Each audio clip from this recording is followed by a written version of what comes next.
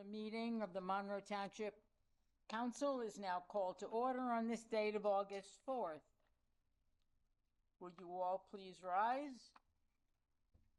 Thank you. Our Police Academy graduates. They're marching in and then we'll salute.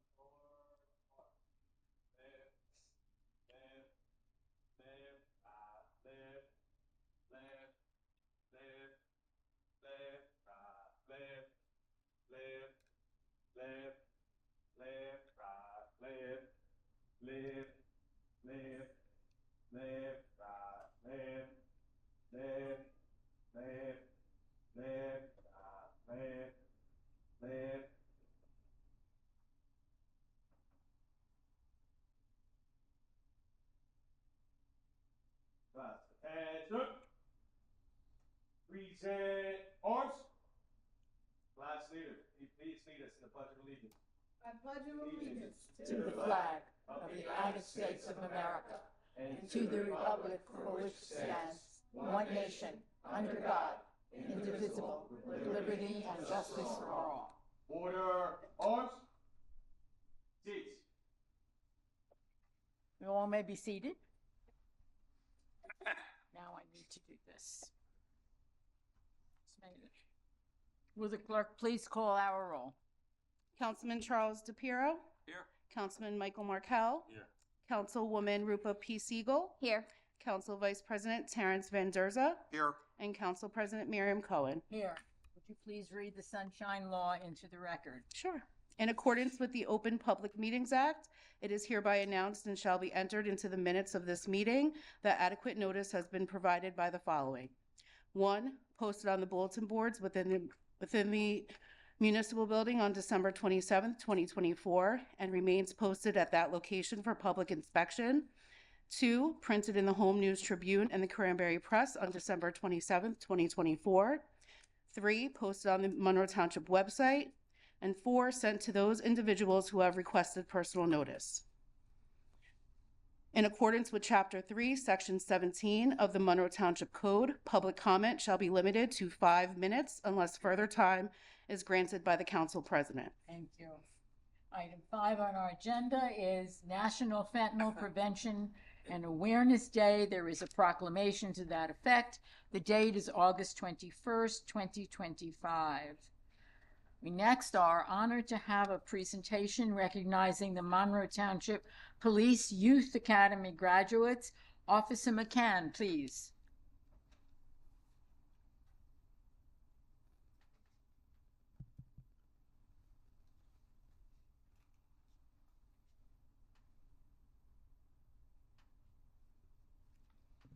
Hello. Thank you for having us. Thank you very much, everybody, for coming out. The stars of the show, the girls and guys that you have sitting right there in the first and second row, they're the best part of this town. This is our favorite week of the year for our police department, is that I look forward to this week, and us as a police department look forward to this week every year. We have 15 kids here right now, but we had 47 that graduated the Monroe Township Youth Police Academy. I understand that people have busy schedules and lives outside of the Youth Police Academy, so it is okay, but I'm very happy to see the turnout that we have right now. The 15 kids that you see in front of you and the other ones who are not here necessarily tonight, they are the stars. They are the future of this town, and not only this town, but this world. I'm very proud of them. I'm proud to know them. They make us better. There are about 1,500 kids of their age within this town that could participate in this youth academy. We had about 53 apply and then 47 graduate. I am beyond proud to get to know them, and they are going to be the leaders of this world. They deserve to be recognized, and thank you, Chief Banos, and the whole police department and the town itself for letting us have this. As long as I'm here, I promise you it'll get bigger and better each year. So let's give them a round of applause.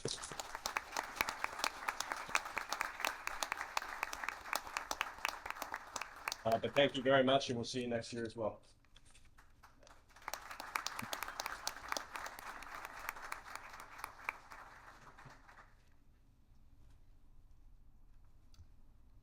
Wish for 5-minute agenda. Yep.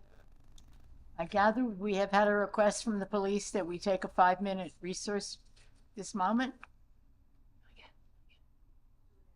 After the next presentation. I have the next presentation. Thank you.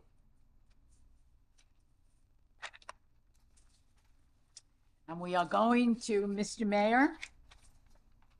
We have the honor of having our mayor present regarding the camp directors and recognizing Monroe Township Summer Recreation Camp Directors. Sir, please. Good evening, everyone. Thank you, Madam Council President. I'd like to call up our Superintendent for Recreation, Mary Lang, to join me at this particular time. Mayor, since I got you up here, Mayor, I'm gonna add, it was for the price of two here, price of one. I just want to say that July 2025 was Park and Recreation Month, and one of my handy dandy proclamations here for you. You can put it up at home on your refrigerator, or obviously share it with everyone at our community center. We're all so proud of what you do there, and just a little bit of a token there. Don't go anywhere. So it's one of the big things, right, that our rec department does is summer camp. And if you have participated in summer camp, or if your children have participated in summer camp, you know that when school ends, you're like, uh-oh, what are we going to do? Don't worry. The Monroe Rec Department knows what to do. Our rec program and their summer camp has just been amazing year after year. So besides the summer camp, we have our Mount Seeper program, and I get to visit the camp every year, and I'm just, much like the detective was proud of all of the cadets here, I'm just proud of everyone involved with our camp program. And we want to call up and recognize some of our all-stars. First, I'm going to call up from the rec camp, Charm and Sam, so if you want to come on up.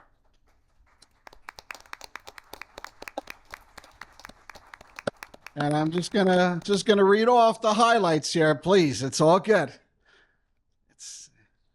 So we would certainly like to acknowledge Charm and Sam, who have taken our summer rec camp to new heights over the past 2 years. Our director, Charm and Sam. Charm came to us with experience working with various camps and schools, and by the first interview, the Parks and Rec staff immediately knew Charm was meant to be for the director position. That's impressive. As a camp director, Charm's excitement, desire for inclusivity, and creativity have really created an exciting environment for our summer rec campers and staff. Sam, assistant director, has risen through the ranks of the summer camp, starting as a camper and worked as a counselor in training, counselor, supervisor, and ultimately our assistant director. Now, that's impressive too. The staying power and the ability to move up, baby, it's all good. It's all good.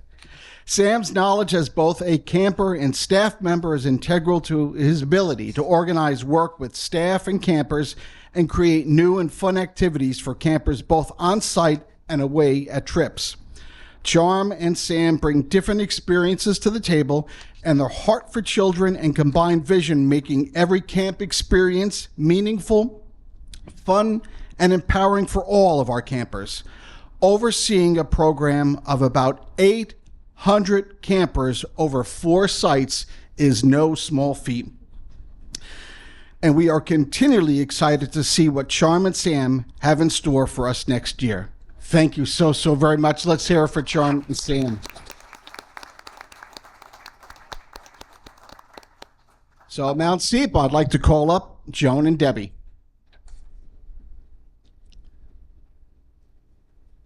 Didn't I tell you the other day I'd see you soon? I don't know if you heard that. Okay.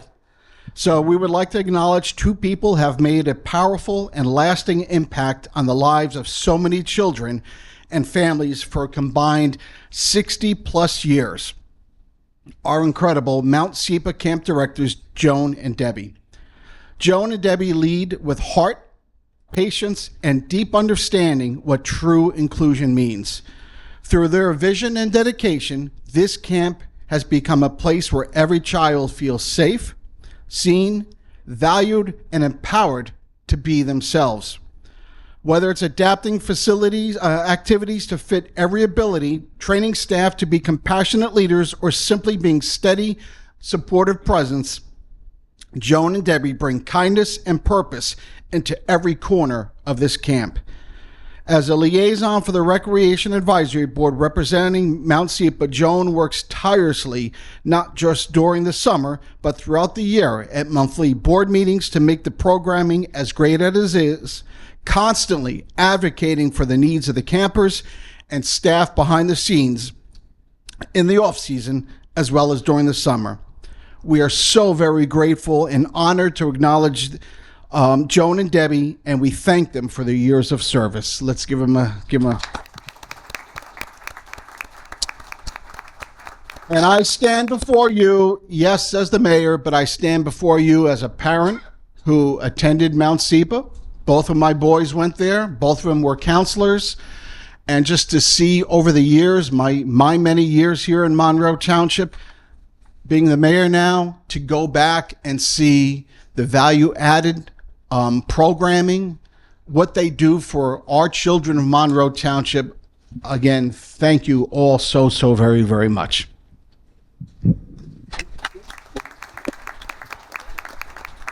Madam President, I would thank you now, and if you want to take a moment for photos, I think this would be an appropriate time. Thank you. 5 minutes. Right.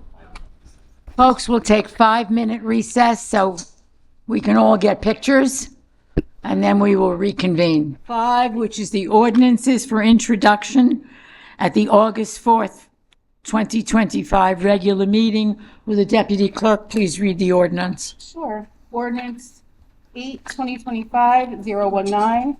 It's a bond ordinance providing for the acquisition of North Disbro Hill Road for use as open space in and by the Township of Monroe in the County of Middlesex, New Jersey, appropriating $2,635,000, therefore, and authorizing the issuance of $2,509,500 bonds or notes of the township to finance part of the cost thereof. The next ordinance, please. Ordinance 08/2025-020, ordinance to acquire by negotiated agreement and donation real property known and designated as Tax Block 2, Lot 1, and Block 3, Lot 25 on the official tax map of the Township of Monroe, Middlesex County, New Jersey, located off North Disbro Hill Road for open space and recreation purposes. Thank you. Item 6 is resolutions. One more. Oh, I missed a third. I only have 2. Oh, ordinance 08/2025-021. It's not on my agenda. And ordinance amending chapter 108, article 6, zoning district regulations for the rezoning of highway development district along Butcher Road. Thank you. Item 6 is resolutions for consideration under the consent agenda at the August 4th meeting, RA 2025-150 through RA 2025-170. Council, having reviewed these, are there any that you like to bring to the attention? Yes, please. Thank you, Council President. You're welcome. R8 2025-158. R8 2025-163. And the last one's R8 2025-164. Thank you. Anyone else? We move to the public comment section of the agenda meeting. Please remember, it is limited to agenda items only, 5 minutes per speaker. May I have a motion to open public comments? Motion. Thank you. A second on that. Second. All in favor? Aye. Any opposed? Anyone wishing to address the council, please come forward now, stating your name and address for our records. George Kunkelman, Monroe. In a consent agenda, item 168. I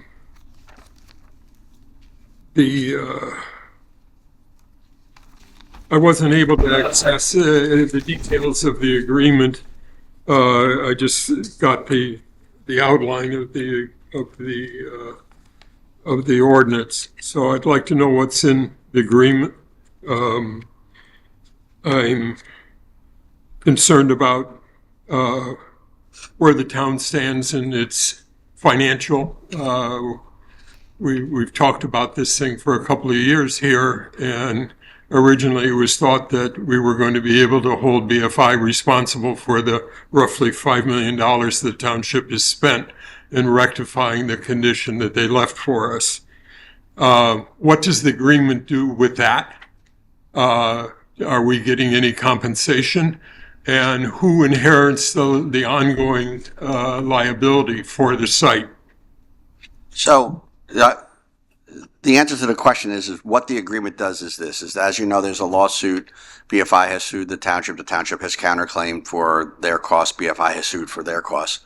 This first settles the lawsuit. The second thing it does is it will ultimately end up in the transfer of the ownership and all of the responsibility for the landfill to a company who is going to build a community solar project on the landfill. And it takes BFI out of it completely. So right now, the landfill is owned by the township, and it's operated by BFI in accordance with a probably 30 or 40-year-old agreement that included the township, BFI, and the federal government. So we'll be getting BFI out of the equation completely. We will then have the community solar project there, and we'll enter into a redevelopment agreement for that purpose. We don't have the complete financial details of the redevelopment agreement yet, but the way the township would always recapture its costs with regards to any sewer infrastructure is based upon how it is we structure the industrial sewer charge. So that's probably the methodology we'll use to collect that money. So the costs are going to be passed on to users? The industrial users, and they're one. We don't have many. Well, the landfill is one. That's not true. Landfill is an industrial user. So how many years is it estimated it'll take to recover the $5 million the township's taxpayers have spent? The taxpayers spent it, but they haven't paid it, right? Because they borrowed the money. So the answer it's is the same thing. I'll tell you why it's not. If we pay it over 30 years and we recover it over 30 years, the taxpayers are made whole. It's the difference between the taxpayers having paid and 30-year recover for the outlay. Correct. Of that. Correct. Roughly $5 million. Correct. And ultimately, we'll have to get to Mr. Stroin's Is that with interest, or is there no calculation of interest? I don't think that we've crunched the numbers that way. Well, at 5%, it would double in 20 years, correct? If it was 5%. Yeah. So we'd have to recover approximately, 15 million. That's not true. The bond was $3 million. So we're at 5. Yes. Well, if we assume that the $3 million bond is $5 million, and we assume that the $3 million we borrowed was $5 million, and if we assume the interest rate is twice what we think it is, then your numbers are correct. But all of those assumptions I don't necessarily think are correct.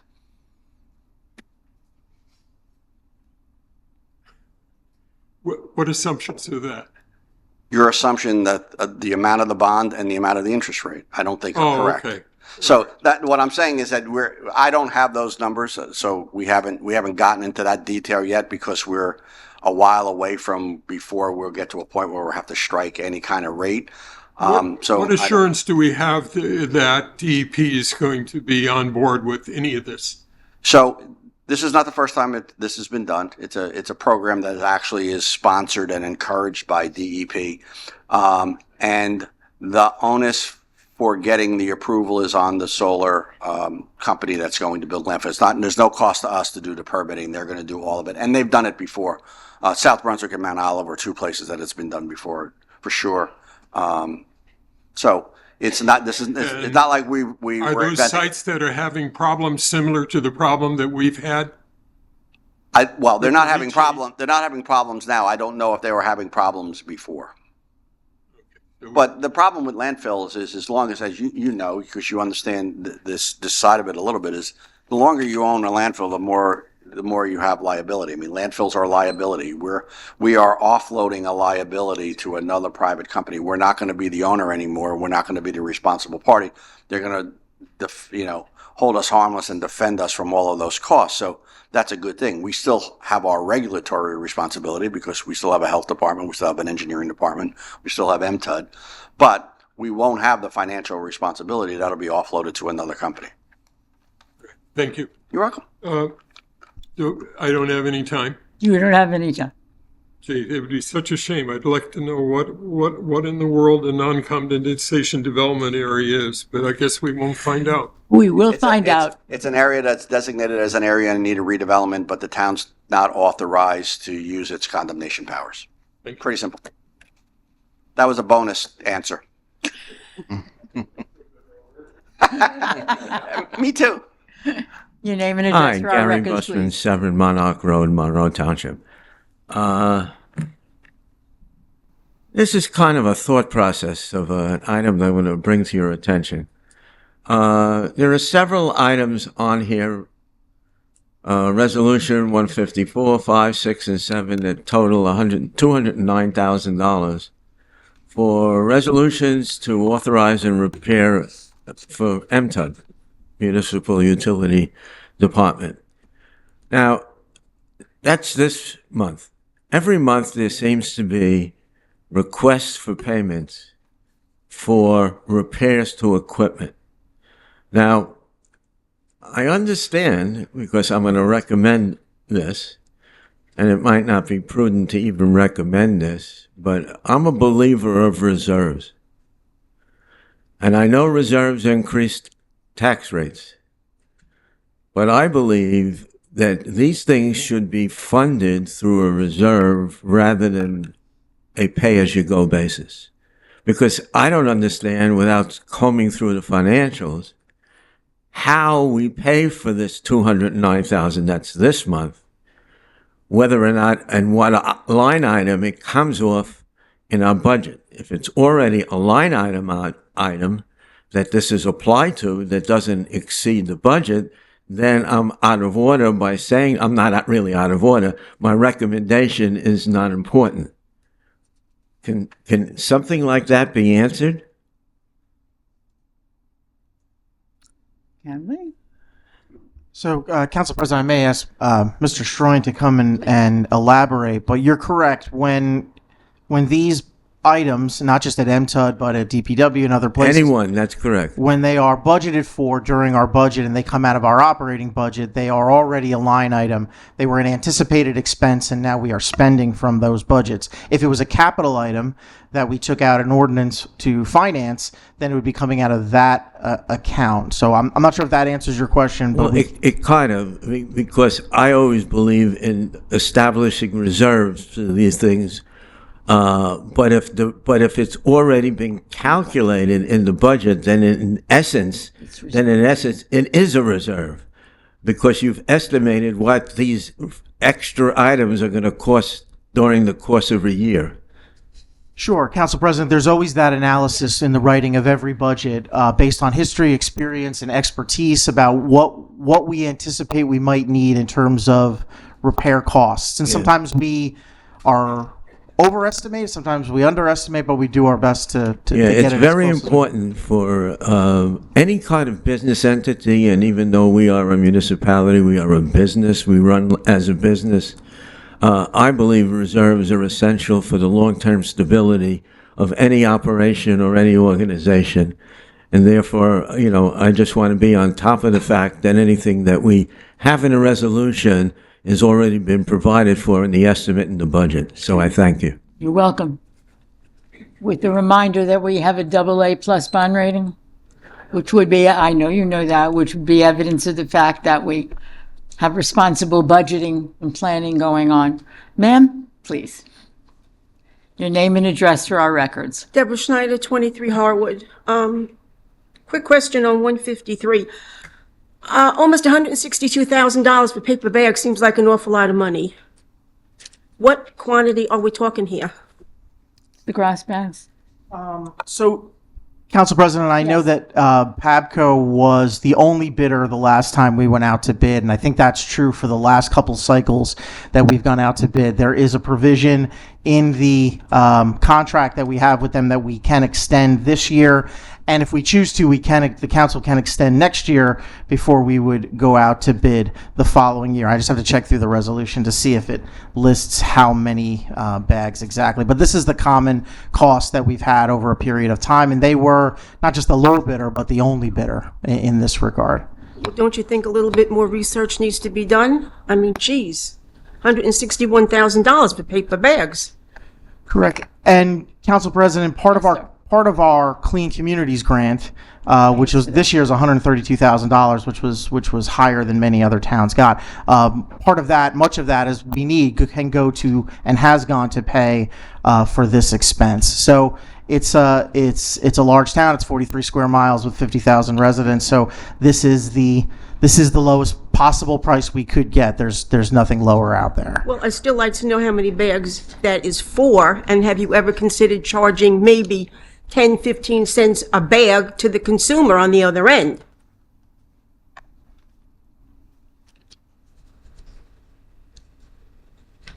Consumer being the residents. I apologize. I don't have the exact number of bags in front of me. I can certainly get you that information. I but would like that information, yes. we are not looking to add an additional cost onto our residents who are our consumers. Well, tell me about it. I got my tax bill.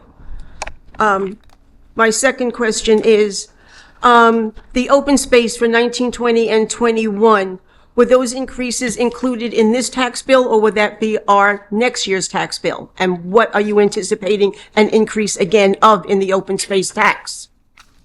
I don't think there is an anticipated increase in the open space. There is not. We just got one. There was no increase in the open space tax. There was no increase in the Oh, open space tax. excuse me, we did get one. No, the rate of the open space tax has stayed the same, right? Well, I went from paying last year a minimum of $152. I am now up to $164.46. So there was an increase. There was no increase in the rate, so it would have to be increase in your assessed value. It's based upon an increase in your assessed value. The rate is fixed every year. I don't know how many pennies is it? It's 0.005. 5 cents. The municipal open space tax did not increase for 2025's budget. Okay. But if you could get back to me on the bags, I'd appreciate it. Thank you. Thank you. Anyone else wishing to address this, please come forward now.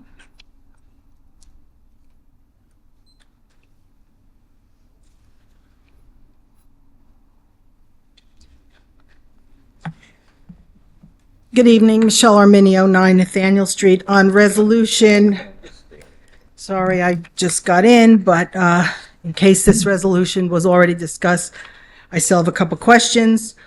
168, the BFI resolution. Sure. Okay, so my first question is, will there be continued monitoring of the release of methane gas? Yes. Okay, so That's done in accordance with the environmental permits. But who will be responsible for that? The owner of the landfill will be responsible for The new owner of the landfill. Correct. Okay, and the percentage of the Superfund that has been remediated, I thought it was a relatively small percentage, as I recollect.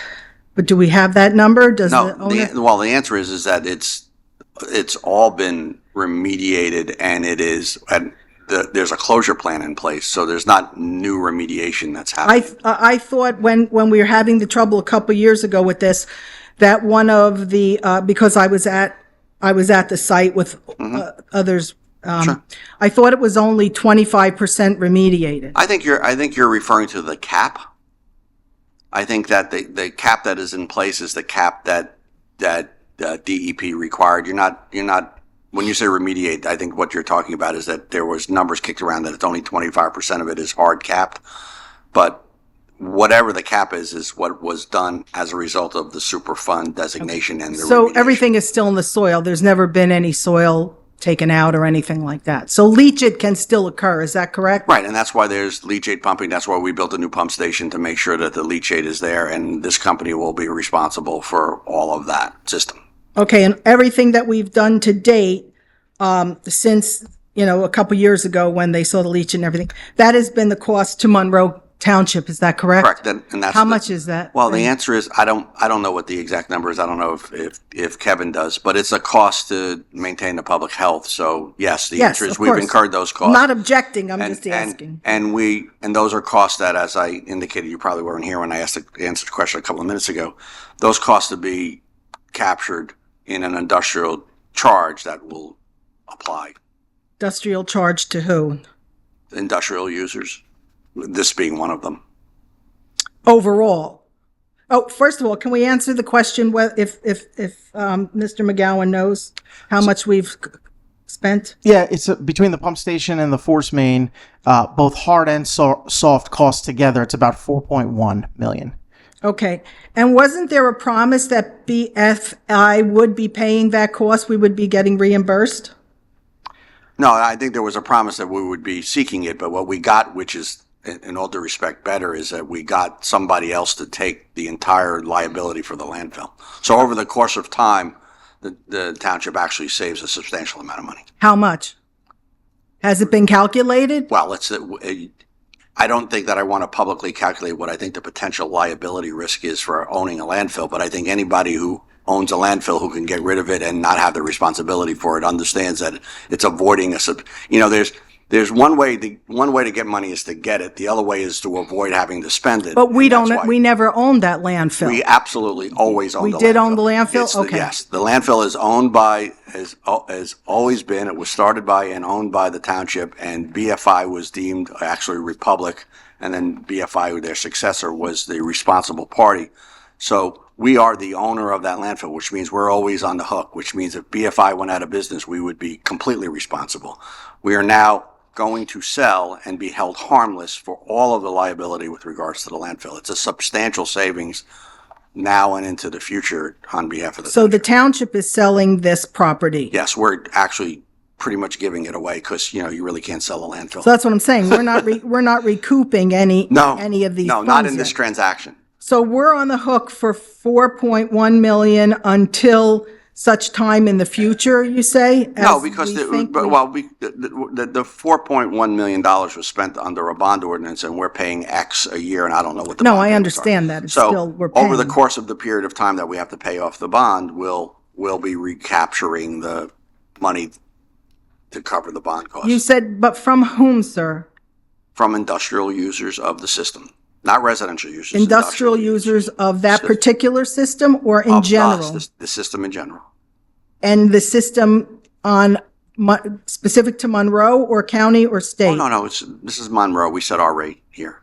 So we have an industrial system established, a fund? Well, one of the things, we have an industrial system established. No, we have a utilities established, but we can set rates for different classes of users,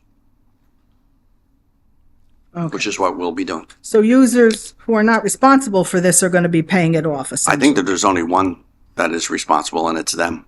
I think they're the only industrial user. Oh. Okay. That's the point. Can we calculate how much that will be to us? Calculate how much money we're going to save over the next 30 years of not owning the landfill? Time is now up at this section. We'll come back again in the next portion Still a of the good meeting. question. Anyone else wishing to address the council? Please come forward now. Seeing and hearing none, I'd like to have a motion to close the public comment section, please. Motion. Thank you. May I have a second on that? Second. All in favor of closing the public comment section? Aye. Any opposed? Nay. May I have a motion to adjourn the agenda session, please? Thank you. Second on that? Second. Thank you, sir. May I have a roll call, please? Councilman DePiero, Yes. Councilman Markel, Yes. Councilwoman Siegel, Yes. Council Vice President Van Derza, Yes. and Council President Cullen. Yes. Meeting is adjourned. We now call the regular meeting of the Monroe Township Council to order. Motion, please. Motion. Thank you. Second on that. Second. Thank you. Roll call. Councilman DePiero, Yes. Councilman Markel, Yes. Councilwoman Siegel, Yes. Council Vice President Van der Zalm Yes. and Council President Cullen. Yes. May I have a motion to approve the payment of claims for the run date of July 30th, 2025? Motion, please. Motion. Second. Second. Thank you. Roll call. Councilman Shapiro. Yes. Councilman Markel. Yes. Councilwoman Siegel. Yes. Council Vice President Van der Zalm. Yes. And Council President Cullen. Yes. May I have a motion to approve the minutes of the following meetings as written and presented, June 16th and June 30th, both agenda and regular combined meeting? Motion, please. Motion. Thank you. Roll Second. call. Second. Good. May I have a roll call? Councilman Shapiro. Yes. Councilman Markel. Yes. Councilwoman Siegel. Yes. Council Vice President Van der Zalm. Yes. Council President Cullen. Yes. Would the deputy clerk please read the ordinances for the first reading? Sure. Ordinance 08-2025-019. It's a bond ordinance providing for the acquisition of North Disbro Hill Road for use as open space in and by the Township of Monroe in the County of Middlesex, New Jersey, appropriating $2,635,000, therefore, and authorizing the issuance of 2,509,500 bonds or notes of the township to finance part of the cost thereof. Motion, please. Motion. Thank you. A second on that. Second. Roll call. Councilman Shapiro. Yes. Councilman Markel. Yes. Councilwoman Siegel. Yes. Council Vice President Van der Zalm. Yes. And Council President Cullen. Yes. Ordinance 08-2025-020. It's an ordinance to acquire by negotiated agreement and donation real property known and designated as Tax Block 2, Lot 1, and Block 3, Lot 25 on the official tax map of the Township of Monroe, Middlesex County, New Jersey, located off North Disbro Hill Road for open space and recreation purposes. Motion, please. Motion. Thank you. Second. Second. Roll call. Councilman Shapiro. Yes. Councilman Markel. Yes. Councilwoman Siegel. Yes. Council Vice President Van der Zalm. Yes. And Council President Cullen. Yes. There is one more. We only have. Yes, there is one more. It's not, still not on the agenda. Ordinance 08-2025-021. It's an ordinance amending Chapter 108, Article 6, zoning district regulations, the rezoning of highway development district along Butcher Road. Need a motion? Yes. We need a motion, folks. Motion. May I have a second? Second. Roll call, please. Councilman Shapiro. Yes. Councilman Markel. Yes. Councilwoman Siegel. Yes. Council Vice President Van der Zalm. Yes. And Council President Cullen. Yes. We move to item 5, resolutions for consideration under the consent agenda. Clerk, please indicate what resolutions are being held. It's resolutions 158, 163, and 164. May I have a motion to approve the consent agenda minus those 3 resolutions, please? So moved. Thank you. May I have a second on that? Second. Thank you. Roll call. Councilman Shapiro. Yes. Councilman Markel. Yes. Councilwoman Siegel. Yes. Council Vice President Van der Zalm. Yes. And Council President Cullen. Yes. Resolutions that were removed from the consent agenda, please read those numbers again, please. It's resolution R8-2025-158, R8-2025-163, and R8-2025-164. Motion, please. So moved. Thank you. Second on that. Second. Roll call. Councilman Shapiro. Abstain. Councilman Markel. Yes. Councilwoman Siegel. Yes. Council Vice President Van der Zalm. Yes. And Council President Cullen. Yes. We will now move to our administrator's report. Mr. McGowan, please. Thank you, Council President. So for the last year or so, the township has been working with the authorization of the council, we've been working with a firm called Schneider Electric to develop an ESIP project, energy savings improvement project, whereby we would develop and implement various solar and other energy saving improvements around the township. That firm is here with us tonight, and I'd like to invite Mr. Dan Riggle to the table over there to give a brief presentation, pardon me, about their firm's final proposal for us. There's nothing on the agenda tonight to approve this final proposal. We're hoping to do that in September, but we wanted to provide the council with the overview and give the council enough time to digest this project. And we can certainly answer any questions and have additional conversations between now and September, and then hope to bring this back at the September meeting for another consideration. Thank you. Sir.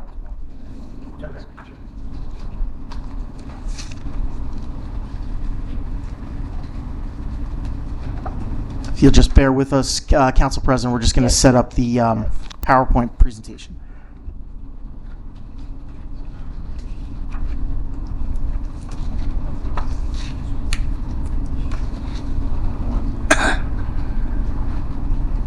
All right. Well, thank you, Council.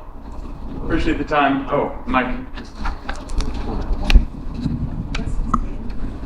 going to introduce himself, right? Okay.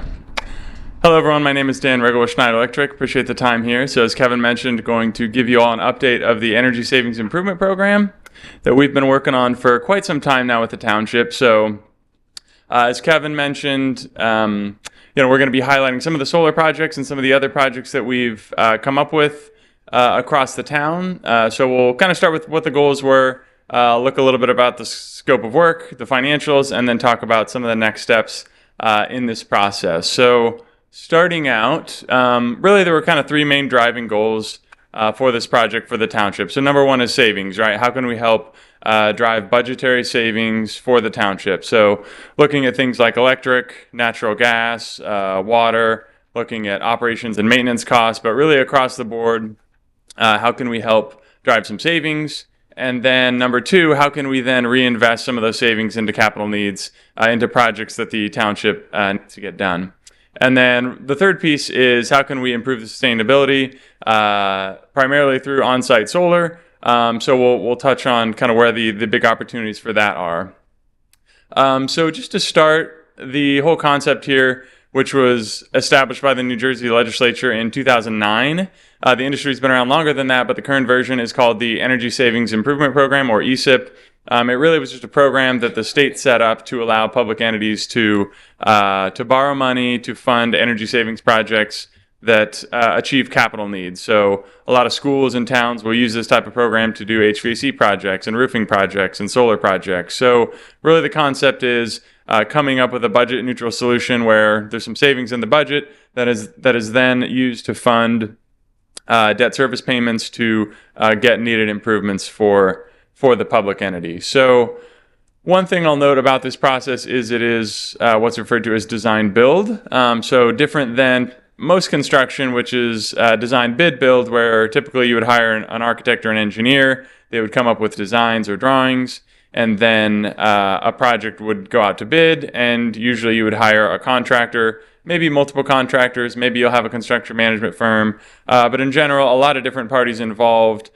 This is different than most traditional construction in terms of design build. So what we mean by that is we're the designer and the builder. So doing this development that we've spent about a year on with the township, doing all the engineering and the drawings for the scope of work, and then subcontracting all of the actual installing contractors. So really one point of accountability, we're doing the development, we're building the project. So a lot of towns like this because you know who's responsible. Ultimately, we're responsible for what we come up with, and we also provide a financial guarantee for the savings that we are projecting for these projects.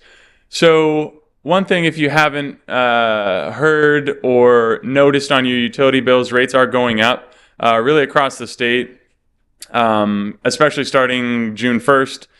There were some PJM charges that have kind of filtered down to residents in JCP&L territory, about 20% of an increase. And for commercial customers, it's a little bit more complicated, but the graph here is typically a small portion of the electric cost, what they call capacity charges, which come from the grid operator on those peak summer hot days like what we've had in the last couple weeks. So what's been a very small percent of the electric cost has gone up significantly as of June 1st, 833% increase. They just recently did the auction for next year's rates. So this charge, which is buried in the bill, is going to be another 22% next summer. So the point being, There's a lot that drive utility costs, but in general, those rates are driving upward. So if we take the current energy usage, electric and gas, and the current energy rates, we're looking at over a 20-year lifespan, about 25 to 32 million that the township would spend on electric and gas. So that's assuming no changes. That's assuming it keeps going up 2.2%. Obviously, it could go up less than that, but it also could go up more than that, like we've seen. So, long story short, from our perspective, it seems like a good time to try and mitigate against some of these cost increases. And I think the good news is there's a lot that could be done. So the biggest opportunity being solar. We sat down with the township. We looked at all the facilities across the whole town that are owned, and came up with where does township staff think it makes sense to potentially put solar. We looked at roofs. We looked at putting it on the ground. We looked at covered parking canopies. Came up with a list.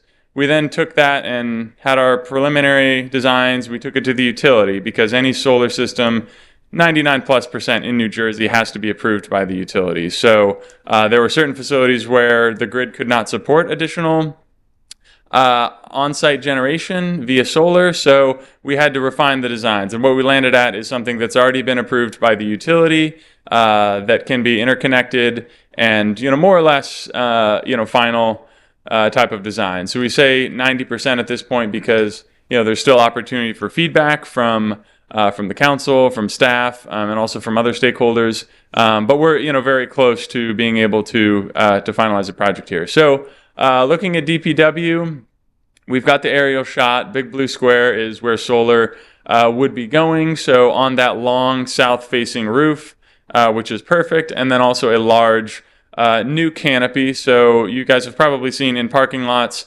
covered solar canopies. There's kind of two main designs, I would say. One that kind of mirrors the parking rows, and then this is what we would call a long span, which would be a bigger, kind of larger canopy that goes all the way across, that produces a large amount of solar, but also provides covered parking. A lot of towns, either because they're regulated and they have to, or because they want to, want covered parking, right? Because you got a lot of expensive equipment, a lot of expensive vehicles that could be protected from the elements. Sun, wind, snow. So that's a benefit that would be bringing to DPW. And because the energy use is low at this facility, it's actually qualified for remote net metering, which is crediting the solar that's being produced at other buildings. So this facility would be 100% offset by the new solar, but the solar would also be credited on the JCP&L bill to offset this facility 90%, the community center 91%, and the senior center 90%. So a big offset to the township's electric costs. Similarly at the library, we would also be looking at a covered parking canopy system. So over the 3 rows of parking there's still some kind of fine tuning with the township and various stakeholders on the design, but in general, another opportunity to provide shade for the public that's parking and using the library, and also offset 97% of that facility's usage. So the EMS building is smaller, but still a good opportunity on the roof. There's a new roof warranty at that facility, so that's a good thing. And again, we could offset 100% of this building just using the rooftop. And what we call police, because it would be tying into the police electrical meter, but it's actually north of the EMS building. So similar to DPW, another opportunity for covered parking for vehicles and equipment that would offset 100% of the expected use of the police building, including that new addition. So the last one, which is exciting, and it looks pretty small, but it's actually a pretty large system, is at the utilities on the pond. Potential for a floating solar system, which is may sound fairly novel, but it's actually fairly established. There's quite a few installations at New Jersey, mostly at kind of similar municipal water and wastewater reservoirs and ponds. But yeah, that would offset close to 100% of the utility usage, and would be a great kind of leading case study as well. So those are really the big solar opportunities. We did look at the usage in the buildings as well, and one of the big opportunities we saw was sports field lighting. So this is partly an energy savings opportunity, but more so just a benefit, to recreation areas, right, where you may have older lighting that is a maintenance issue, but also may not provide the ideal levels of light on the field. I may switch mics here if this is, am I okay? Am I crackling a little bit? No problem. You're doing much better than many of us do. All right, I'm going to keep going. So this would really be more of a community benefit project, right? So improving the light levels on the field, not having kind of the humming of the ballasts of the older light systems, going to about 50-foot candles, which is a pretty solid light level on the infield, 30-foot candles in the outfield. So this would be really a benefit to the community and having, more adequate lighting at the softball complex. We did notice a couple other lighting opportunities. A lot of it has been done. The township has been pretty proactive in taking advantage of different opportunities that are out there for funding and doing HVAC and LED lighting, but there still is a handful of buildings where we would really make sure all the lighting is completely updated to LEDs, so that the township doesn't have to worry about the maintenance associated with those older systems. And then, one last piece here, envelope and insulation, something you usually wouldn't see, but just outside air coming into the buildings, or in the summer when it's hot and humid, trying to tighten up some of those gaps, right? So a lot of times what we see is along the exterior wall where the roof meets the wall, just a gap where you have air coming in. No one sees it because a lot of times it's above a drop ceiling, but it's affecting comfort. It's affecting the HVAC systems. And in this case, we could save about $11,000 a year just from tightening up a handful of the facilities. So yeah, moving on to numbers. Looking first at kind of the utility impact. If we look at gas and electric, about a 55% emissions reduction.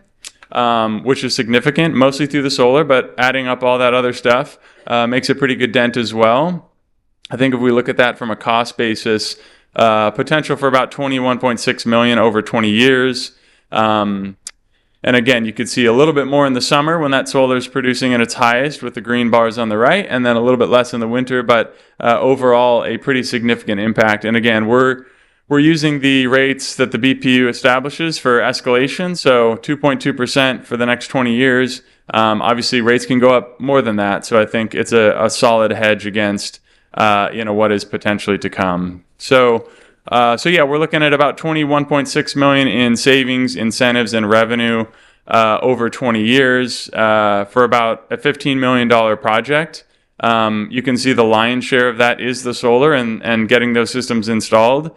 But that's also the lion's share of the revenue for this project, which is significant as well. So there would be about $3.5 million that would come from the federal government, and then another about $2.5 to $3 million, a total of about $5.8 million in outside funding. So funding that would not be coming from Monroe Township, and then additional savings off the budget, like we talked about. So with solar being the main piece, we've got a little breakdown here of site by site, what the cost would be, what that federal solar incentive would be, the ITC, and then what the annual savings off the utility bills and the annual SREC revenue, which is a New Jersey incentive that gets paid out every single year for 15 years. So all in all, adds up to be about $5.8 million in the incentives, and then when you add the savings on top of that, about $19 million just for the solar. So I know this is a lot. I will try and stop talking here. I'd love to get any questions if you guys have any. But yeah, really the summary is a big savings opportunity for the township, a little over $500,000 a year in potential savings, total incentives of about $9.4 million. If we add everything up there, and then again, some meaningful improvements with the sports field lighting and some other, smaller stuff throughout the buildings, and certainly a big hedge against utility costs, basically being able to lock in what those utility rates are going to be for the township for the next 20 years.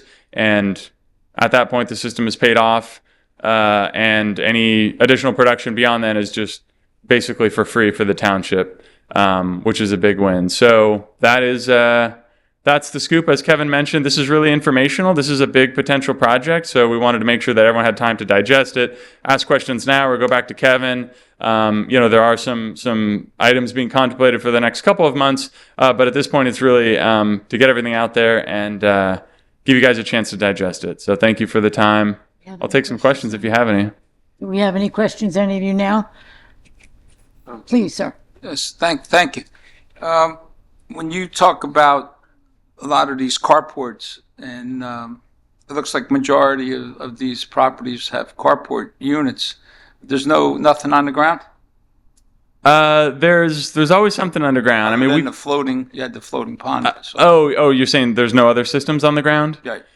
No, I think just from like a space utilization standpoint, there wasn't a whole lot of real estate. So the construction of all these carports, is that included in your numbers? Oh yeah, these are all in numbers, construction costs, engineering costs, everything included. Right. Yeah. So you say we got a savings of $500,000.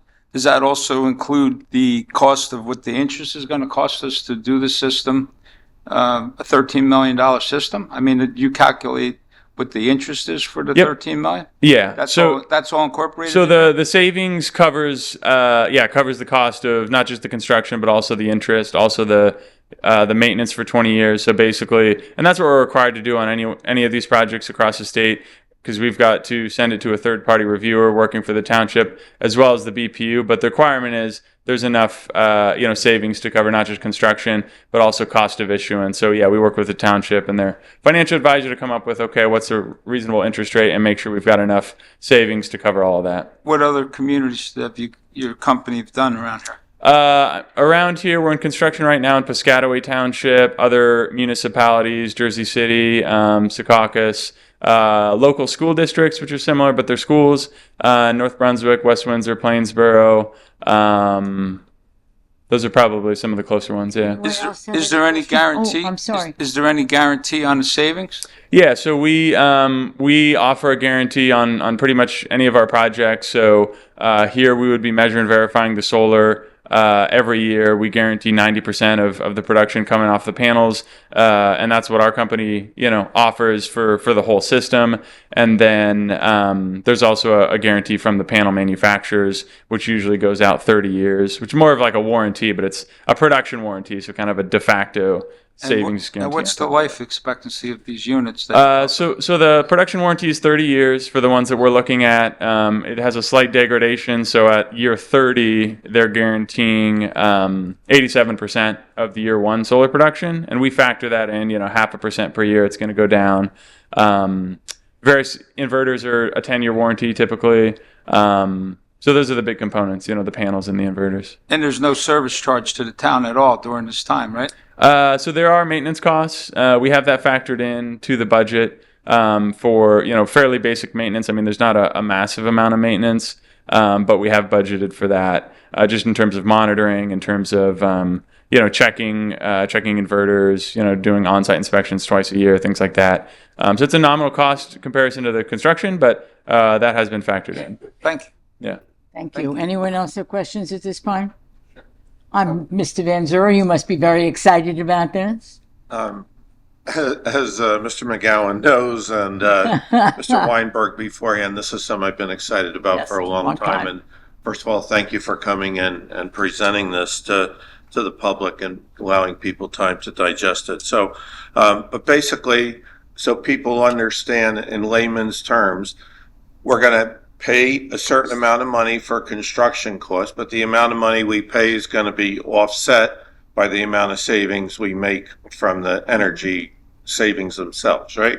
Correct. Yeah, okay. That's exactly right. There right. comes a point in time after we've paid off our construction costs where the amount that we're saving increases exponentially, right? Mm-hmm. Correct, yeah. And that's about after how many years would that Yeah, be? 20 years is what we're looking at. And that's typically what we look at because these systems, again, the panels have a 30-year warranty, so 20 to 30 years is a healthy kind of lifespan. So, and that allows, towns to get more done, right? Like we talked about the sports field lighting. And I remember when we first talked about this, we were talking about adding it here, adding it there, adding all. Now, you did have a certain amount of limitations on places that you could add the electricity because JCP&L, for example, limits the amount that they will accept from our system. Is that right? Correct, yeah. Okay. That was a big driving factor to kind of narrow in the scope. Yeah. All right. So in case people are sitting out there going, well, why don't you put it on this roof and that roof?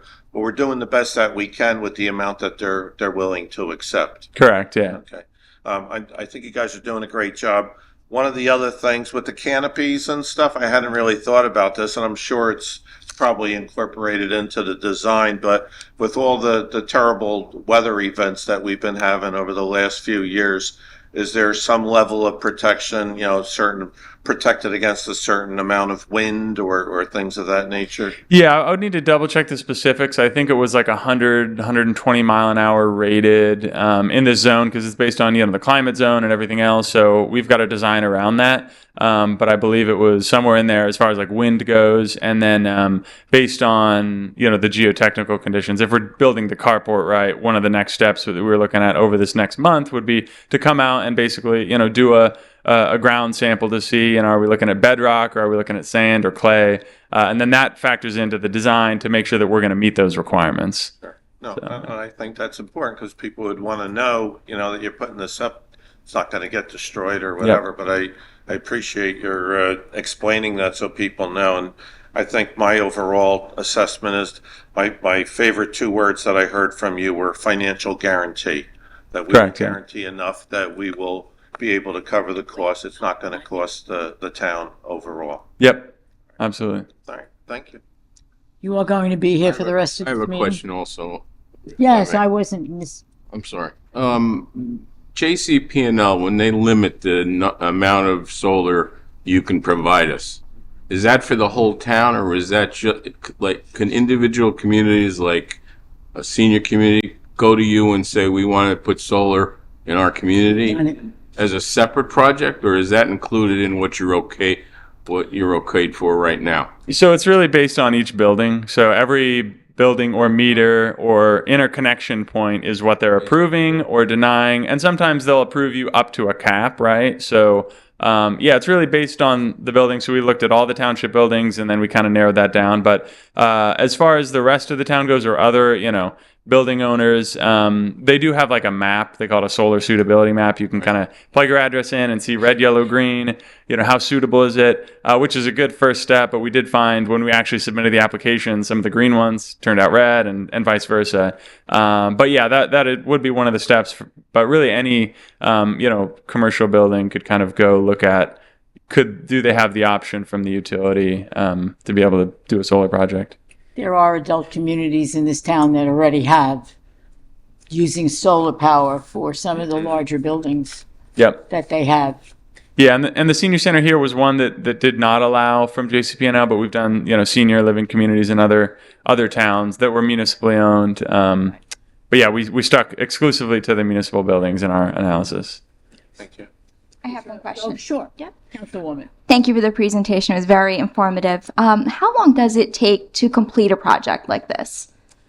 Typically 12 to 24 months. I think in this case, we'd probably be looking at 14 to 18, somewhere in that range. I think as we get closer, we would tighten that up a little bit, but I think a year and a half is a pretty safe average for the construction period. Thank you. Yeah. Like Mr. McGowan?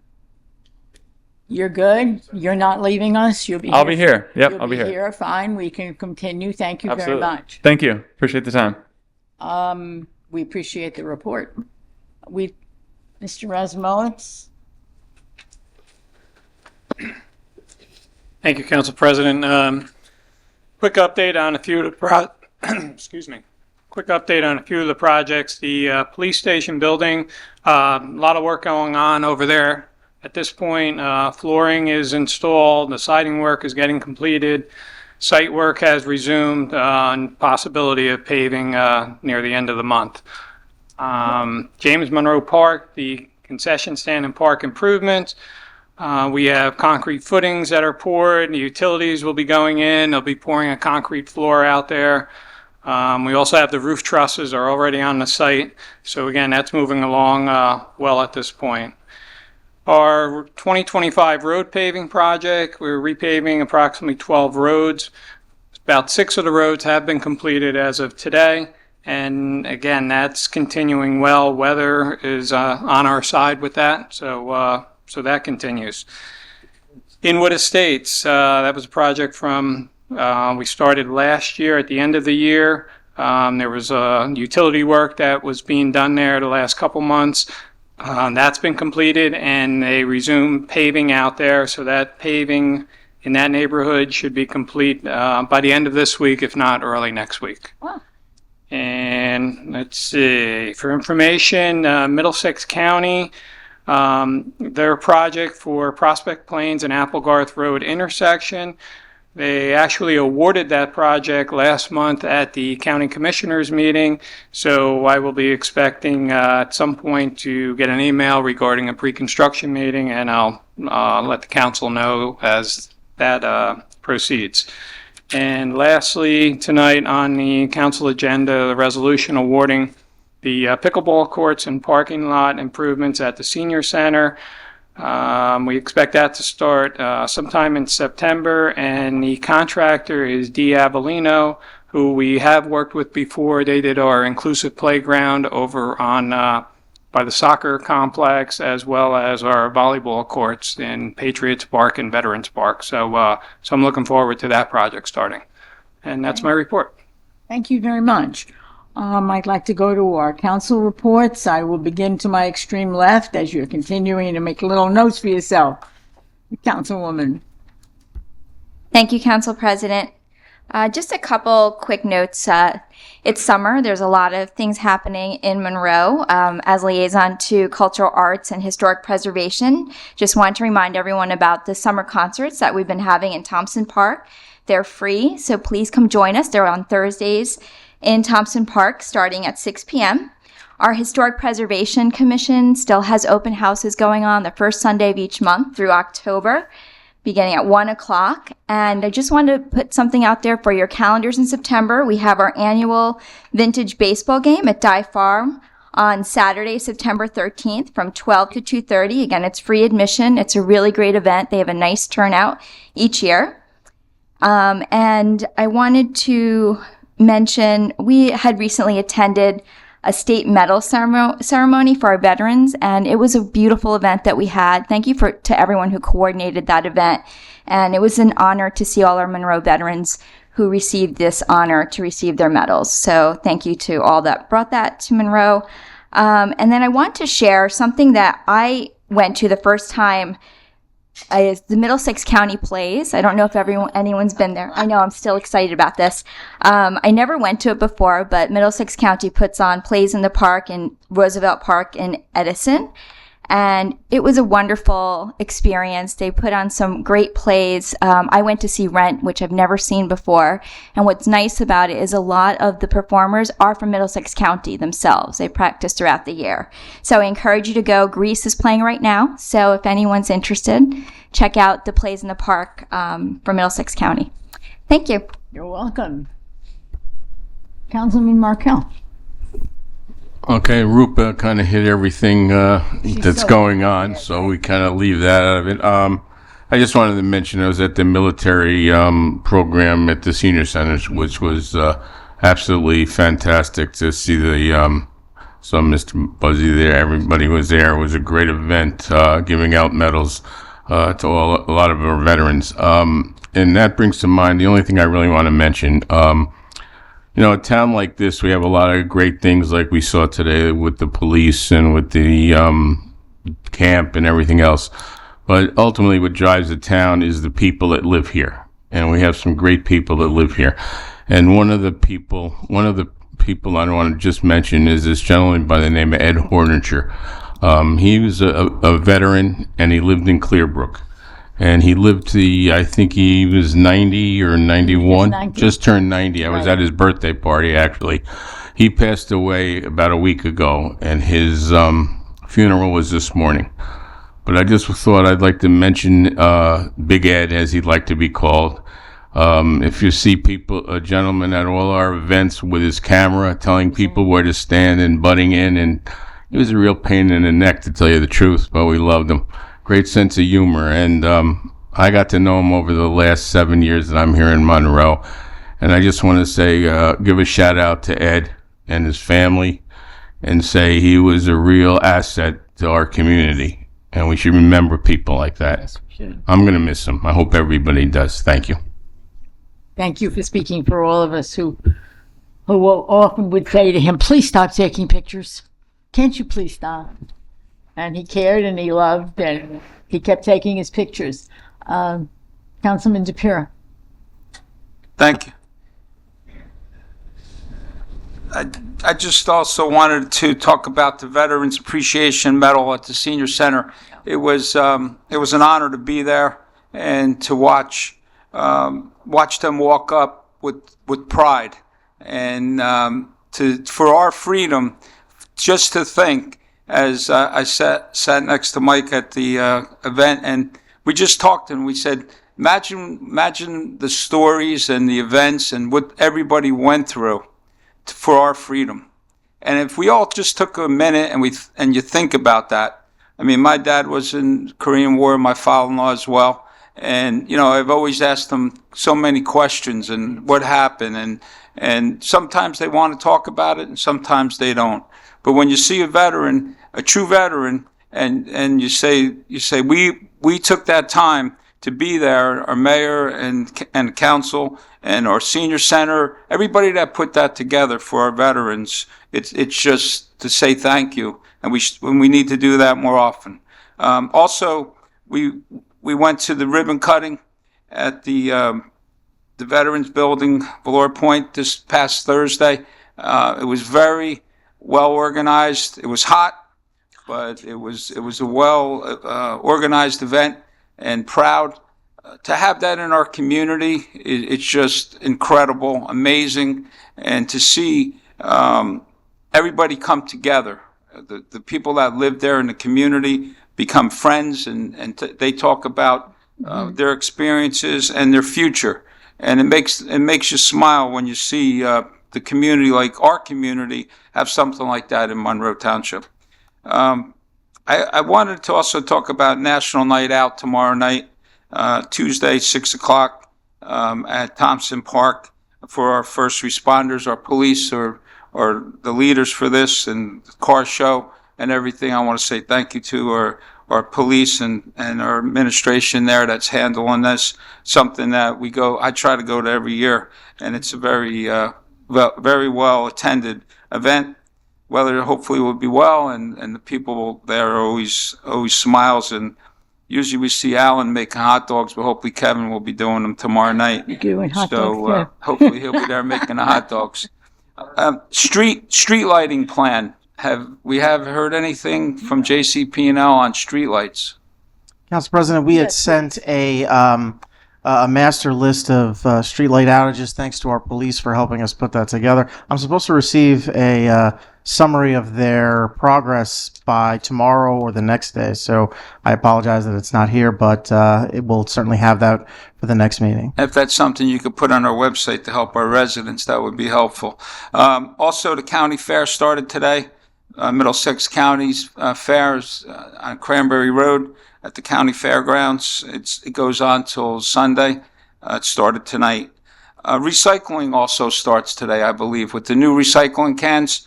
Everybody asks, what do I do with my can? What do I do with my can? So if you read the letter, and it starts today, and if you have your old can, you can place it inside the new can, I believe, and you can discharge it that way, or you can just hold it for whatever reason.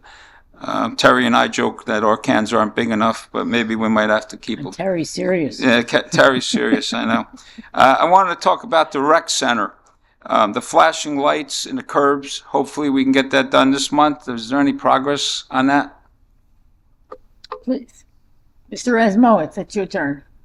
Council President, yes, we anticipate that happening in the next 2 weeks. They were scheduled to come out last week, and then, something came up, and anyway, it's delayed for about another week or two.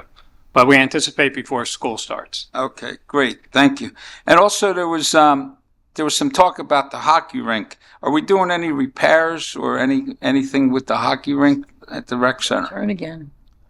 So, Council President, that's part of our long-term recreation plan, but there's certainly nothing in the works in terms of the hockey rink this year or probably even next year. Of course, there's common maintenance and filling in cracks and that sort of repair. But in terms of larger improvements, we don't have that in the works just yet. Okay, thank you.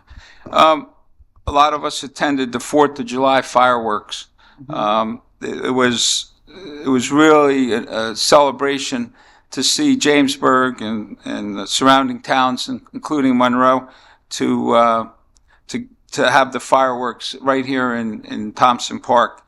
And it was just very well organized. Police, the buses, our DPW, everybody came together. And as far as I know, everything went smooth. The entertainment was amazing. And also the events for the children was really, really, every year it gets better and better. I just wanted to put a shout out to everybody and thank everybody. On Prineville Road, there's a lot of dead trees and branches over the road itself. In particular, if you go down Union Valley, you go south, maybe a quarter mile down the road or less, there's dead trees between there and Federal. So it's just a big concern with the storms that we have and the amount of trees that are dead over Prineville Road, and that road is pretty well heavily trafficked, along with dump trucks and regular cars, buses, and it's just a lot of dead trees that on Prineville Road. Maybe we could inform the county to cut them down and cut the branches for safety. And also talking about the county, do they have a plan on any other paving in Monroe for this year, 2025, or drainage or any bridge projects for 2025? Mark, you look like you're scowling. No. Council President, I'm deferring to Mark. I seem to remember see that, yeah. that the southern part of Prineville Road, that there was another stretch that they were still looking to do, unless I'm mistaken. Yeah, I recall that as well, but I'll have to follow up. I don't recall offhand. Yeah, we talked about it, but I just don't know if they gave us a schedule. Just because school starts in a month, and it always helps if we can do it before school. And the flooding, that last Thursday we had some flooding in Regency. We had some flooding through the community. And I just want to say thank you to all the first responders. I mean, you listen to the police, you listen to the first responders, and it gets a little hairy at times, and everybody gets everybody's nerves. But and then you get social media that likes to put everything out there that's not true lots of times. And I just want to say to our police that do an amazing job, and also our fire companies and our first aid. They do an amazing job. And as being a fire commissioner for over 20 years, I see it firsthand that our men and women to these our first responders are second to none. They're the best that we have in the state, and they're the best in Middlesex County. And I want to say thank you to our administration that makes everything work no matter what the weather is. They rise to the occasion. So thank you, and enjoy the rest of the summer, everyone. Your turn. Thank you, Vice Madam President President. Benzura must be smiling still. When you go toward the end, a lot of things are already mentioned, so I'll try not to be too redundant. But I was also at the Valor Point ribbon cutting, which was our place for seniors to live with affordable housing. And one of the great things about that, you don't realize how much goes into it. And the people that put it together explained a lot about it, because it's the town being involved, but also the state providing financing, and then the different groups that went out to solicit the different veterans. So we continue to strive to have as many veterans in there as we can. And it was a very nice event, and it was well attended. So I thought that was a great thing. Tonight, as we sit here and you see these young people come forward again, tonight was the Police Youth Academy, and we've had other events where, students have come forward, and I think that's the best thing, because they're the future of our town, and to see them come forward and the respect that they show and the way they conduct themselves is very encouraging. and you hear about the summer rec camp.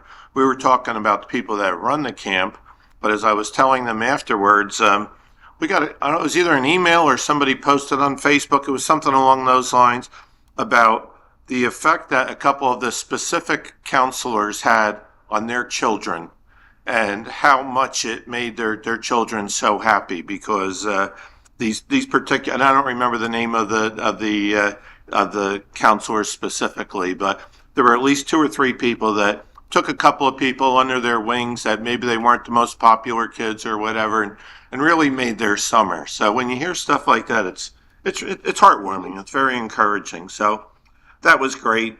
I would like to compliment our administration as well as our legal team on working out the program with the BFI. That has been a headache for a while, and now we can sort of see a light at the end of the tunnel, which will provide some positive things for the town instead of being a constant negative. And I think that's going to be great. And the thing I was most excited about tonight was hearing from our solar representative, because it's something I've been pushing for a while. And, we're going to be able to implement something, and it has so many different good things about it, not just for the environment, which is something big, but also financially for the town, it'll be a plus. Maybe in the beginning, it sort of evens out a little bit, but overall, for those kids that were sitting here that might live in our town 15 or 20 years, their energy costs will go down significantly. So overall, it's going to be a great thing, and it's nice to see the town moving forward on projects like that. And I think it was very good, and I thank Schneider for coming and explaining exactly what's going on. So thank you, everyone, and enjoy the rest of the summer. I might see you at National Night Out tomorrow. It always is a nice event, but wish you all the best. Stay safe and stay cool out there when it gets hot. Thanks. Mr. Mayor, I just want to take a minute. Did I understand it's going to be 80 degrees tomorrow, not 180, so that the weather for National Night Out should be more comfortable for all of us who will be there? And I'd like to tell the councilwoman that I started going to those plays when we moved here over 35, 40 years ago, and they've always been a wonderful, wonderful event. We used to park our chairs and leave them and go off to work and come back and see plays. So that was always a lot of fun. So all of the things we are doing are really very valuable. It is an honor, as usual, Mr. Mayor, to ask you for your report, please, before we go to public comment. Thank you, Madam Council President. More some musings than reporting. That's okay. Everything's been touched upon. However, I will talk a litll bit, expand the discussion of plays in the park.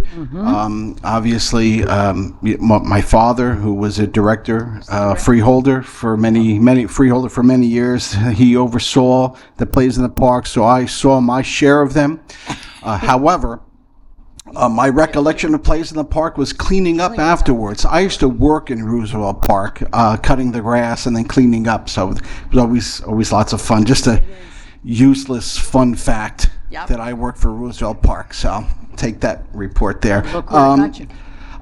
July 4th, again, it was discussed. However, I do want to recognize the mayor of the day. Every July 4th, I designate somebody to be mayor of the day to do the countdown for the 4th of July, and it was Connor Diodario, otherwise known as the baby bearded one. His parents owned the bearded one on Route 33 there. Connor did a great job. He was very mayoral in his number counting, and something to be certainly his parents very, very proud of.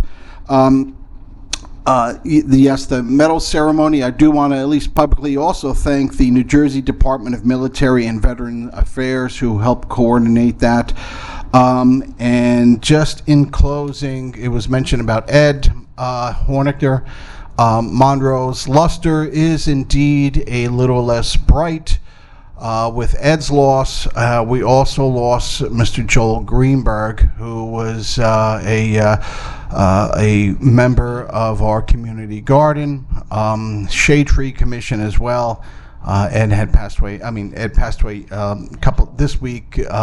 Joel was the week before that. So please keep them in your thoughts and your prayers.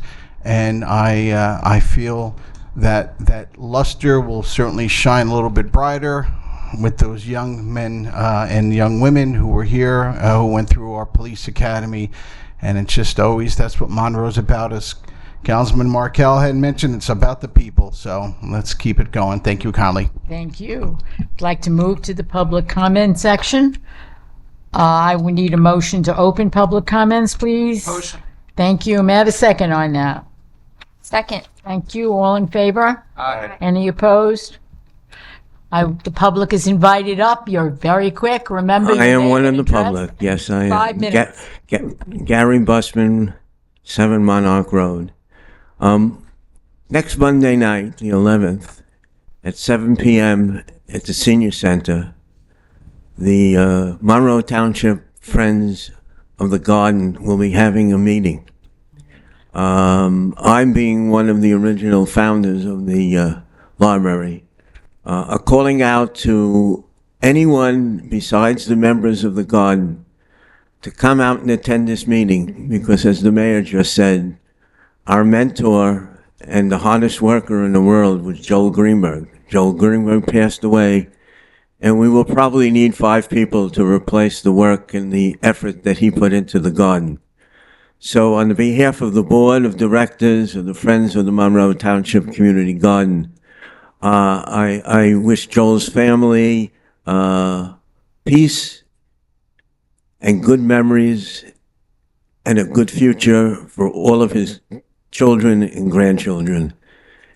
And please, those of you that hear me speaking tonight, come out and help us support the garden Monday night, August 11th, 7 p.m., the Senior Center. Thank you. Thank you. Remember your name and address for our records, please, and it is a 5-minute time limit. Sir. Hello. Good evening, all. My name is Hari Krishna Mutiala. I am from the villages at County View, 695 Spotwood English Town in Buckleview.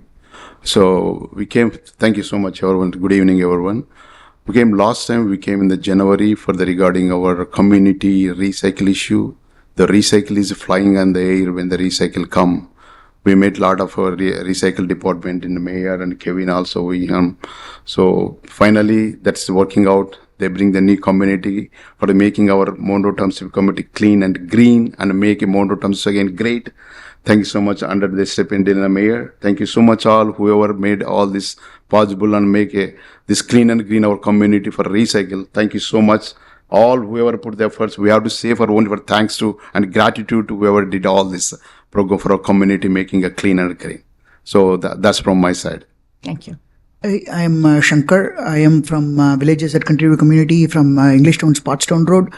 We came really here to thank all of the people, esteemed council members, mayor, Kevin, department heads, recycling. We met a lot of people, made our way up all the way here to discuss about the issues that we faced with our coverless recycling bins, creating a lot of issues in our community for the small kids and pets. And we really appreciate the time the township took to talk to the Middlesex County officials to get the recycling carts. We are very happy to see the recycling carts already delivered on time, and we are very happy to see this week the carts being picked up by the people, so that way we can get all these things working nicely without having any side effects of the trash lying all through the community because of the wind.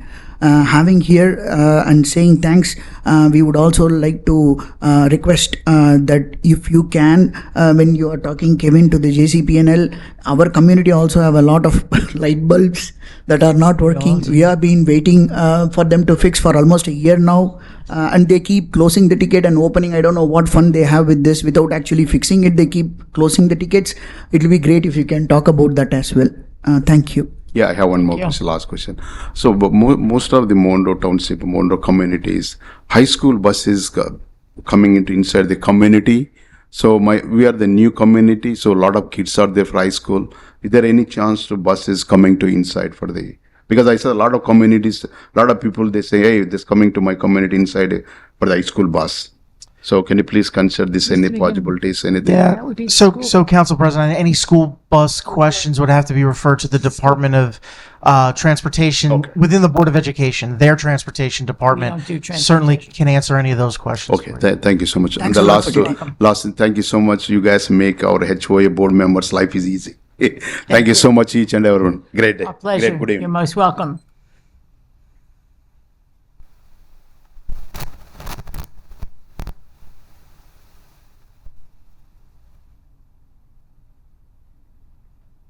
Mr. Gunkelman, Yes, thank you. moving slowly. George Gunkelman, Monroe. I'm assuming that the recycling, we're going to stick to the same date. So if we were every other Tuesday, it'll be every other Tuesday. Correct. Nothing's changed. Thank you. There are two items in the consent agenda, 158 and 165, which are one-year leases for, from township land for gardens or farms. No acreage there.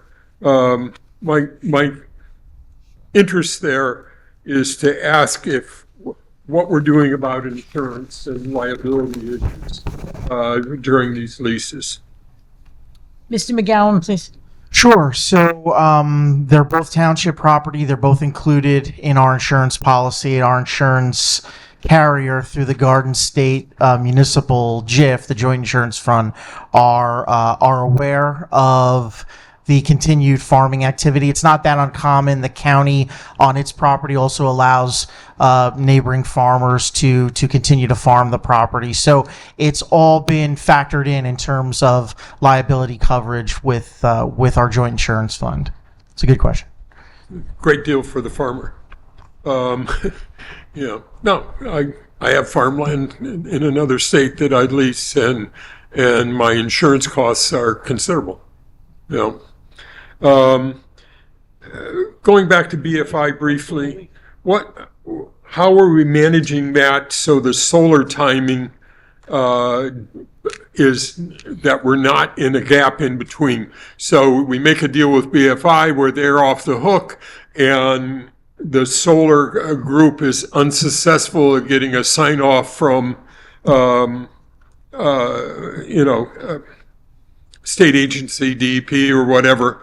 Are we left holding the bag? No, all happens at one time. It's kind of simultaneous. Once all of the approvals from DEP are done, then there'll be effectively a closing, a three-way kind of closing. Okay, thank you. I had two questions for the solar gentleman. One, he mentioned something TJM regarding the rate increases. I don't know what PJM, that's the PJM, that's who owns the grid. PJM, it's the people who own the grid, the multi-state grid that supply the power into our grid. Okay. Pretty good, right? It's There you not bad. Look at that, right? So- All Not left bad. over here. Not They're bad. the ones that negotiated our rate increases. They're the ones who passed on the rate increases. The reason that our utility company, they're the ones that the utility companies buy the power from. Right. The other question I had for the gentleman was, what happens at the end of the life of the project? Who has the liability for the demolition and the disposal of the equipment?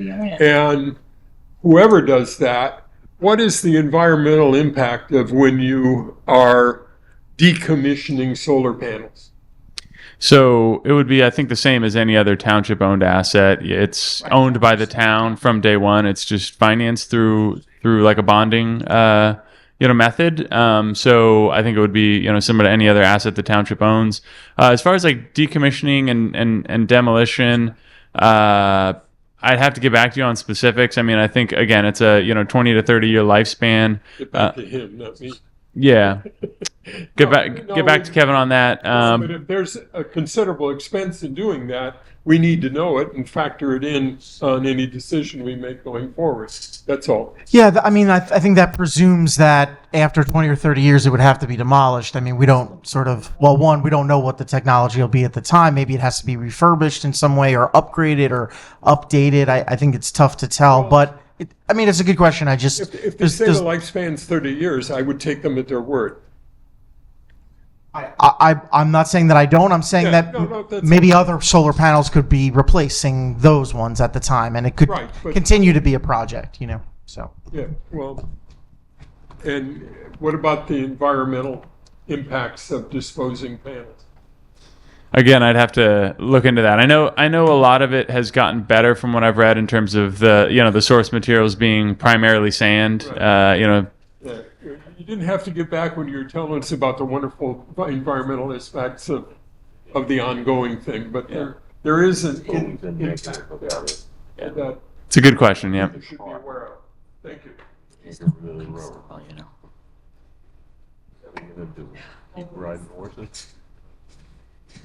Michelle Arminio, 9 Nathaniel Street. I'm all for the leasing of the property to the farmers. Can you do we know what commitment they've made to what they're growing? If they're using pesticides on the land, will it be organic farming? Since we own the land. Or regulated by DEP. That's exactly the answer. So they're all regulated by DEP, whether it's municipally owned property or privately owned property. They are, permitted to use whatever the NJDEP, regulates for them. And we don't know what that is? It's on our land. Again, I don't have a list of pesticides that I can read off to you, but certainly, that information is available. Will it be in the resolution? No. I mean, is there any stipulation in the I it's mean, I in have the- the resolution, it's very small. No, it's not in the resolution. It's in the state administrative code. And we monitor that because again, it is our No, land. the state does. Yeah, but it's our land. We're not enforcing those regulations. And how often does the state go out and look at those things? Never, right? As often as they go out and look at it on every other farm that's in the. Yeah, but that's not a good answer, sir. No, but it is the answer though. Well, it's a terrible answer given the state's, yeah. Townships don't typically regulate agricultural sites or do inspections of In that fact, we kind. can't. Understand. But Right, it we is don't have our any authority property, to, and by the at way. some point, like I know that someone had asked to use some of the that old golfing range for farming. That's owned by the Board of Education, and if you put pesticides and things like that, eventually, when we need to put a school there, it might be a problem. So if it's public land that Monroe is using, and if we ever use it is that for municipal purposes, those properties, or are they open space? So we've done, Council President, Yes. when we purchased those properties, we did environmental analyses on those, and that area was already being farmed at the time, so it was taken into account in terms of the environmental analysis. Those reports are all available, if that's helpful. That helps. That's helpful. Okay, going to the solar project, I'm all for anything environmentally sound. But I mentioned the Board of Education, and again, the Board of Education has, the Board of Education has a similar program, and they used, not to diminish this gentleman's presentation, it was fine, but the Board of Education used a different construction people or the people who are doing it, so maybe you can ask the Board of Education, maybe you can get a second opinion. I don't know, I think that might be prudent, or get their numbers and estimates. The Board of Education has, I think it was last year that they agreed to do it, and it's a different company, so I think it might be a prudent and good business practice maybe to contact them and see what they're doing and what they can provide. And I have a couple questions on that. And the reason why I'm asking this question, because I was at the presentation for the Board of Education. There was a guarantee of income to the township from the project, but the guarantee had a cost involved. The Board of Education had to pay an insurance premium for the guarantee. I'm wondering if that is included in this. Council President, it is included in Mr. Riggle's analysis, and it's about $19,000.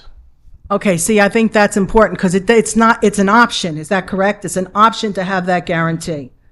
Yeah, correct. It is an option that the state law requires it to be an option to the to the townships and to the schools above and beyond kind of the third-party verification that the state and the BPU provides. So, Okay. yeah, it is an option. Optional, but silly not to do it because Well, that's a decision, but the public should be made aware of that. When they talk about a guarantee, we're paying for a guarantee. We're paying a premium for ensuring that guarantee. I think that's an important position. No one up there asked the question.